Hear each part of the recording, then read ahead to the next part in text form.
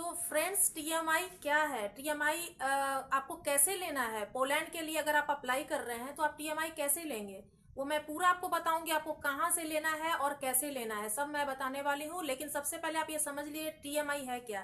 TMI का मतलब होता है ट्रैवल मेडिकल इंश्योरेंस। क्योंकि आप बाहर जाते हैं, ट्रैवल करते हैं, बाई चांस अगर आपकी तबीयत खराब होती है, चोट लग जाती है, कोई एक्सीडेंट हो जाता है, बीमार पड़ जाते हैं, तो आप वहां पर ट्रीटमेंट कैसे लेंगे? तो जब तक आपका टीएमआई नहीं बनेगा, एक तो आपका वीजा नहीं मिलेगा, और सेकंड अगर आपकी तबीयत खराब होती है तो उस कंट्री में आपको कैसे आपको बेनिफिट मिलेगा आपको ट्रीटमेंट में। तो इसी वजह से टीएमआई का ऑप्शन दिया गया है कि आप अपना टीएमआई करवा लें, मतलब ट्रेवल मेडिकल इंश्योरेंस करवा लें, ताकि आपकी तबीयत खराब होती है या कोई भी ऐसी इमरजेंसी आती है तो आपको उसका बेनिफिट मिले और आप अपना हेल्थ को ट्रीट करवा सकें।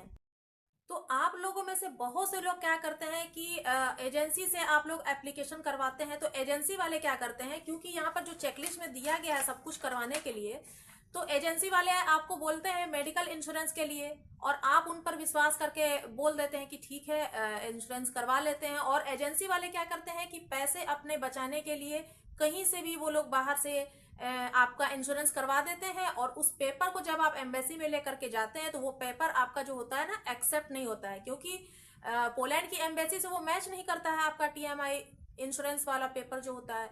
और एजेंसी वाले क्या करते हैं, पैसे बचाने के लिए आपका कहीं से भी इंश्योरेंस करवा देते हैं, ताकि उनके पैसे बच जाए। आपका वीजा लगे या ना लगे उनसे उनको कोई मतलब नहीं है, उनके पैसे बचने चाहिए। तो रिजेक्शन तो आपको मिलता है, क्योंकि आप निश्चिंत होकर एजेंट को पैसे दे देते हैं कि आप मेरा सारा काम करवा दो।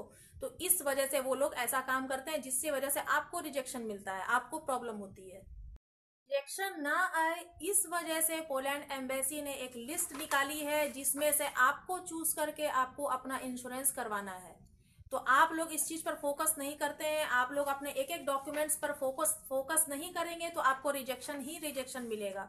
क्योंकि कोई भी रिजेक्शन जो होता है ना डायरेक्ट नहीं देता, हर चीज एक एक चीज चेक की जाती है। क्योंकि आप अपनी कंट्री से बाहर निकल रहे हैं, दूसरी कंट्री में आप इंटर कर रहे हैं, तो हर कंट्री का अपना एक रूल होता है, पेपर वर्क होता है। तो पेपर वर्क चेक होगा और उनकी अकॉर्डिंग जो है आपका डॉक्यूमेंट्स जो है मैच नहीं करेगा तो ऑलरेडी वो रिजेक्शन में आ ही जाएगा। तो इस वजह से पोलैंड एम्बेसी ने आपके लिए ये लिस्ट निकाली है कि आपको जो है इसी में से आपको इंश्योरेंस करवाना है, ताकि जब आप आए तो वो इंश्योरेंस जो हो आपके ट्रीटमेंट में जो है कवर हो जाए। इस